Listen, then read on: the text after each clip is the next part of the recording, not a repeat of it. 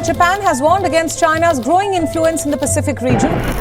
Are you willing to get involved militarily? Yes. It's a commitment we made. 183 Japanese fighters, dive bombers, and high-altitude bombers are launched from carriers with split-second timing. All planes are in the air within 15 minutes.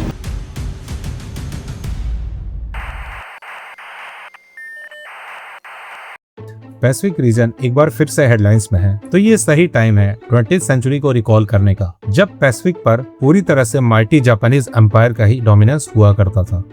Early 20th century आते आते Japan अपने continuous expansionist policies की वजह से एक बहुत ही advanced military empire में convert हो चुका था, जिसने 1940 आते आते उस रीजन के कई रिमोट आइलैंड्स को न सिर्फ कैप्चर कर लिया, बल्कि उन आइलैंड से क्रूशियल मिनरल और रिसोर्सेज भी एक्सप्लॉइट किया करता था। लेकिन अभी भी मेजर रिसोर्सेज जैसे स्क्रैप आयरन, स्टील और ऑयल सप्लाई के लिए यूनाइटेड स्टेट्स ऑफ अमेरिका ही उनका प्राइमरी सप्लायर हुआ करता था, जो पैसिफिक में इंपीरियल जापानीज एग्रेशन के बाद भी अब तक ऑलमोस्ट इनएक्टिव सा ही था। Iron, steel and copper, all of which were essential to Japan's war industries and which were largely imported from the US.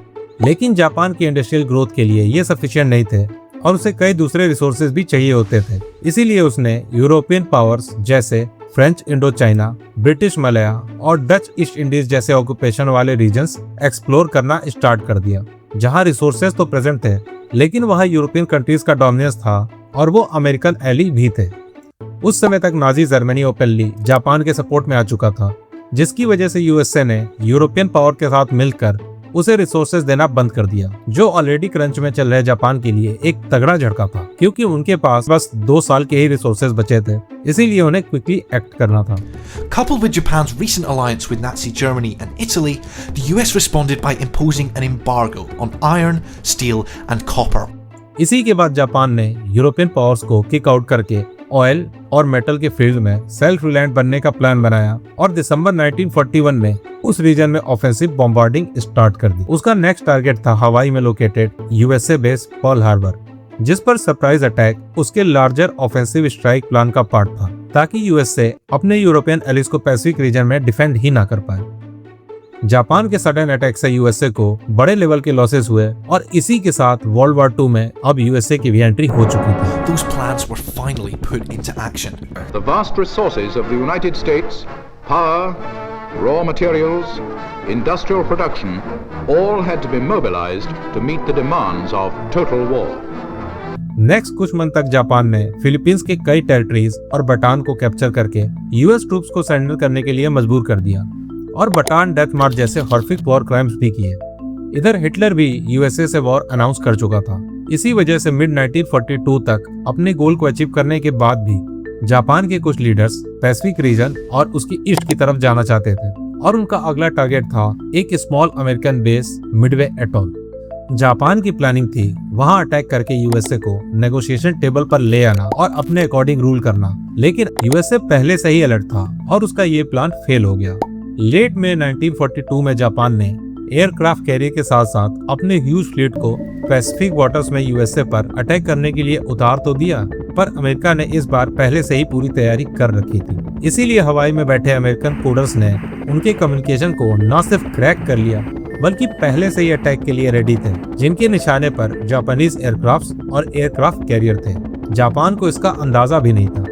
इसी वजह से बैटल स्टार्ट होने के 4 दिनों में ही यूएसए ने चारों एयरक्राफ्ट कैरियर्स और बहुत से प्लेन्स को डिस्ट्रॉय कर दिया, जो अब तक जापान का सबसे बड़ा नेवल डिफीट था और इस वॉर का टर्निंग पॉइंट भी, जहां से यूएसए ने जापान को पीछे ढकेलना शुरू कर दिया। डिस्टेंस दोनों ही देशों के लिए एक बड़ी प्रॉब्लम थी, इसीलिए यूएसए ने आइलैंड हॉपिंग की स्ट्रेटजी बनाई और ये स्ट्रेटजी सक्सेसफुल हो गई। बाय 1945 यूएसए ने फिलीपींस को रिगेन करके वहां अपने B-29 बॉम्बर डिप्लॉय कर दिया और ओकिनावा भी यूएस ट्रूप्स के कब्जे में आ चुका था।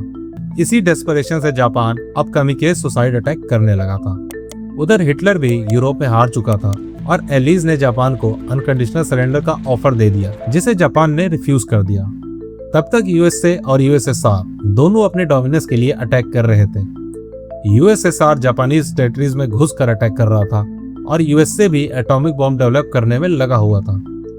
अब यूएसए के पास 2 ही ऑप्शंस थे, या तो एक्टिव वॉर या फिर एटॉमिक बॉम्बिंग, जिससे वॉर जल्दी से जल्दी खत्म हो जाए। ये वही समय था जब यूरोप में यूएसएसआर और यूएसए जैसे सुपर पावर्स अपनी आइडियोलॉजीज को स्प्रेड करना चाहते थे, क्योंकि हिटलर के जाने के बाद आए पावर वैक्यूम को भरना था और यूरोप को फिर से खड़ा करने का टास्क भी पूरा करना था। इसी वजह से यूएसए ने दूसरा ऑप्शन चुना, जिससे वॉर भी खत्म हो जाए और सोवियत संघ को डोमिनेंस का चांस भी ना मिल पाए। इसीलिए यूएसए ने जापान के शहर हिरोशिमा सिटी को सेलेक्ट किया और अपने B-29 बॉम्बर को भेजकर 6 अगस्त 1945 को उसके ऊपर हाईली एनरिच्ड यूरेनियम से बने एटॉमिक बॉम्ब लिटिल बॉय को गिरा दिया, जिससे इंस्टेंटली लाखों लोगों की डेथ हो गई। Dropped one bomb on Hiroshima and destroyed its usefulness to the enemy. That bomb has more power than 20,000 tons of TNT. The Japanese began the war from the air at Pearl Harbor. They have been repaid manyfold, and the end is not yet. Japan के फिर भी surrender ना करने पर USA ने इस event के 3 दिन बाद 9 अगस्त 1945 को दूसरा एटॉमिक बॉम्ब फैटमैन उसके नागासाकी सिटी पर गिरा दिया, जिसके बाद जापानीज एम्पायर ने अनकंडीशनल सरेंडर कर दिया और इसी के साथ जापानीज एम्पायर श्रिंक हो गया।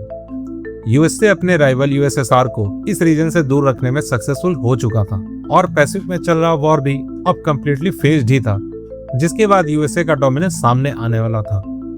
अमेरिका सालों बाद एक ऐसे वॉर को एंड करने में सक्सेसफुल रहा जिसकी शुरुआत उसके पर्ल हार्बर बेस पर जापानीज अटैक से हुई थी। ओकिनावा के फॉल के बाद जापानीज ट्रूप्स ने सरेंडर कर दिया और जनरल टोजो के साथ साथ कई वॉर क्रिमिनल्स का ट्रायल कर उन्हें प्रोसिक्यूट कर दिया गया। जापानी मिलिट्री के डिसमेंटल होने के बाद से ओकिनावा में अमेरिकन ट्रूप्स आज तक वही स्टेशनड है जहां कभी Japanese military strategic operation perform करती थी। लेकिन कहानी अभी खत्म नहीं हुई। पैसिफिक रीजन 1990 के बाद से ही फिर से हेडलाइंस में है और उसका रीजन है चाइना का इस रीजन में प्रोएक्टिव होना और साथ ही साथ अपने नेवल और एयर पावर का डोमिनेंस शो करना, स्पेशली ताइवान के मैटर पर। For example, with the Fujian aircraft carrier. Here it is on sea trials earlier this year. It's China's third aircraft carrier and the biggest ship in the Chinese Navy. इसीलिए अब जबकि Pacific में tensions rise हो रहे हैं, Japan भी अपने military presence को फिर से इन वाइटल आइलैंड के अराउंड एक्सपेंड करना शुरू कर चुका है। प्रेजेंट सिनेरियो में चाइना और यूएसए के प्रेजेंस ने पैसिफिक रीजन की ब्लडी हिस्ट्री को फिर से एक्सप्लोर कर दिया है। दोनों ही देशों ने ताइवान के लिए अपने अपने सबसे एडवांस्ड और हाई टेक्निक वाले फोर्सेस को लगा रखा है, जो आने वाले समय में वर्ल्ड वॉर 3 का कारण बन सकती है।